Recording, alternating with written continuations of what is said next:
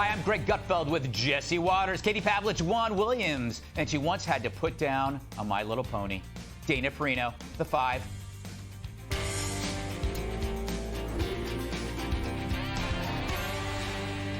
Yesterday, President Biden signed 4 executive actions based on racial equity, focusing on systemic racism in private prisons, housing, COVID relief, and tribal relations. Apparently, systemic racism is like oxygen. It's everywhere you look. And the solution is equity, not equality, equity. Even Joe's using the word. Does he know what it means? Who knows? Which means it's time for Greg explains stuff the media wishes you wouldn't understand. Not crazy about the hair. Equality, as you know, means you have the opportunity to try something even if you're bad at it. I can try to play basketball. I will suck. But in America, I have an opportunity to try. Just like I have the opportunity to become an electrical engineer, a pipe fitter, or a Peloton instructor. I would suck at those too, but it's against the law to discriminate against me. It's about equality of opportunity, not equality of outcome, which is what equity promises. Equality of outcome, a reserved space based on the single variable of systemic discrimination. Your equity becomes an entitlement. So even though I suck at basketball, there should be a place for me in the NBA. Equity not only ignores competence, it reduces the diversity of talent that comes from opportunity, as well as ignoring how people choose different things. Shall we create female quotas for loggers and roofers and garbage collectors and other male-dominated jobs, even if women don't want them? You know, workplace death for men is 10 times higher than women. Do activists seek equity there, or is it just the cush jobs they're after? And, of course, with equity, you will need someone to decide who gets what. And that's what this is really about, power. The power to remake society, to placate the critical race theorist who works with only one variable, revenge. It's about the furthest you can get from unity, not that Joe would know or care. All right, Juan, I hope you appreciated my essay. My question to you is, if equity is about allocating resources to create equal outcomes, how is that possible when every single person is different? You're going to need laws, quotas, and force like you would have seen in USSR during their communist era. If you want everybody to equal, you need force.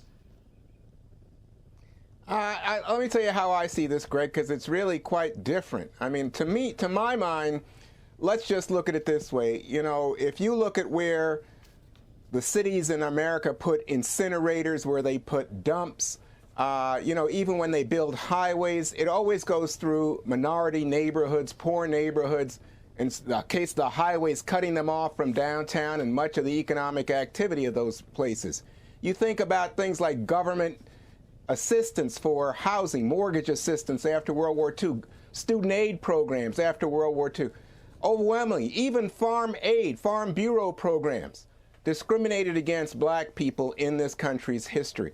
So Biden, to my mind, Greg, it's not about guaranteeing any individual outcome. What it's really saying is we need to make sure that the starting point for everyone is level, that we're on a level playing field. I mean, this extends to childhood, where poor quality schools are, higher levels of unemployment and scarcity of jobs. Again, to me, this is really the problem that Joe Biden is talking about when he talks about equity, making sure that government is playing fair for all people. And, you know, to me, it's a painful thing, because it's plain for me to see in my life, and I think it should be plain for everybody to see. You know, and I think when you talk about like how police treat black people and stuff like that, it burns and hurts deeply when others say, oh, there's nothing going on here, and it's just so plain for me to see. Yeah, I think the thing is, though, that everything you just mentioned in the front of that commentary, I would absolutely agree with. You're talking about everybody having equal opportunity, but equity built into this idea of outcome equality, which is absolutely impossible. No. It's impossible. Well, but I don't think that's what he's talking about. That's exactly what equity is defined as. That's what makes it different than equality. But anyway, I agree with everything you said. That's what we all want. And discrimination is illegal, and it should be, Dana, no matter how hard you try to make it legal. So, Dana, here's what this is a different part of the equity equality thing that drives me crazy, is that we talk a lot about female equality in certain jobs. But they never really talk about the jobs like loggers or those kind of jobs. You always talk about CEOs and CFOs and football coaches, but you never talk about the ones where men are dying by, the hundreds or thousands every year. That's what you would call sweat equity, I believe, those jobs. You have a lot of that.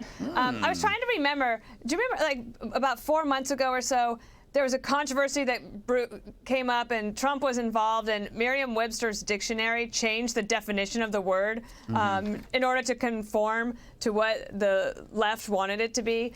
And I feel like this equality, equity thing, and I'm glad, thank you, actually, I feel like you've done a public service for all of us to explain all of this, because it's like, wait, where did this word come from? And did you catch Joe Biden today?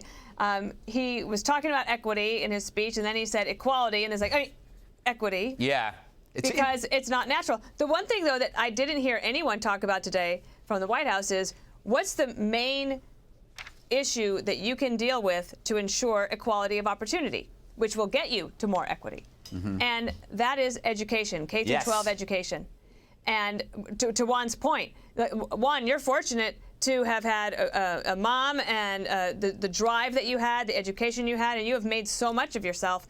And you're here with us, and we're so glad for that. And I look at this across the country and think K through 12 education, it is not up to speed, especially after the pandemic. But that's how you get to equality and equity.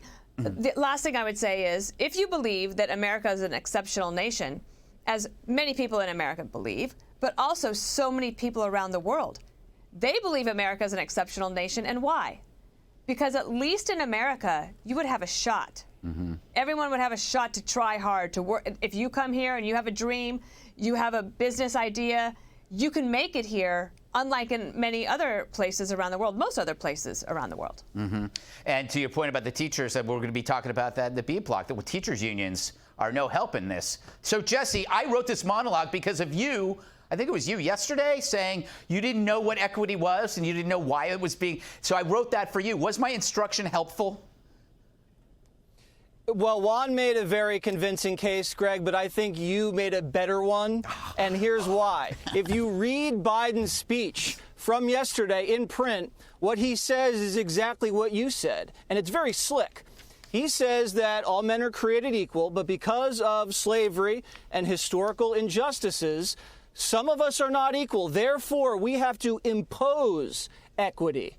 We have to impose a fair outcome in order to address these historical problems. And if you disagree with any of that, then you're discriminating against people. And he puts Susan Rice on point for this, and he even spells out who he's talking about: racial minorities, religious minorities, Indians, and people that are in protected classes. And he even spells out how he's going to do it, Greg. He says housing is a right, free housing.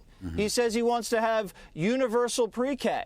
He says he wants certain people to have access to certain loans. Certain universities get special perks. He says he wants to federalize the voting system in this country. He wants to guarantee certain levels of health care. So if you're looking at that, that looks like backdoor socialism. And it kind of looks like, to some people, like it's backdoor reparations. I don't think you can say that yet, because it hasn't been implemented yet. But the way it's so vague, it leaves you to believe, yeah, I'm for this, I'm for that. I want everyone to be prosperous. But when you see that Susan Rice is in charge and she's picking winners and losers with her lawyers and her bureaucrats, and she's going to destroy you if you get in your way, that doesn't sound very unifying. And the federal government is so big, so powerful, and has the arm of the Department of Justice. This affects hiring. This affects firing. This affects buying, selling, contracts, admissions. This affects everything. So when you look back and you see this might destroy the dollar, because it's going to spend trillions of dollars. Why are we doing this, Greg? Donald Trump's America First agenda lowered the black poverty rate to the first time under 20%. had the black jobless rate to the lowest level ever. Exploded wages to the highest level in 60 years. Why wouldn't you want that capitalistic approach? Because they don't want capitalism. They want socialism. They want them to be in charge. And that's the problem. It's not going to work. It's going to make them feel better, but it's not going to work.